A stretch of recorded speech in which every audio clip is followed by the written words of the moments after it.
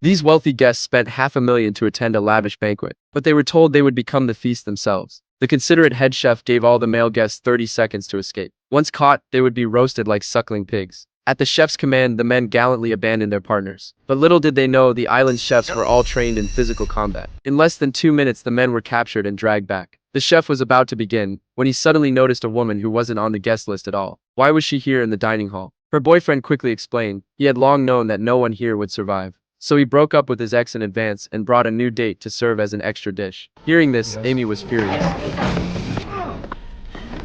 The chef, seeing this, felt a trace of pity. He decided to give Amy a chance. As long as she went to his room to fetch a food container, she would be spared. With the key in hand, Amy hurried to the chef's room. There she unexpectedly found a radio. She immediately contacted the nearest Coast Guard. Then she pretended nothing had happened and pushed the container back to the dining hall. Soon, a giant ship appeared on the sea. Everyone thought they were saved, but the chefs immediately launched Plan B. They skillfully bandaged the wounds of the guests and warned them that anyone who spoke would be shot. Soon, a Coast Guard officer entered the hall. He asked who had called for help, but none of the guests dared to speak. Suddenly, he noticed something. He recognized the bearded man as his favorite celebrity. Excitedly, he took out paper and pen and asked for an autograph. The clever bearded man seized the chance to write help on the note. The Coast Guard opened it, and his face instantly changed. He drew his gun and shouted. Nobody moved.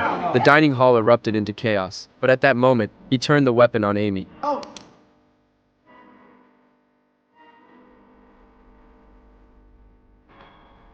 The so-called weapon was just a lighter. It turned out everything that had happened was merely the chef's test for Amy.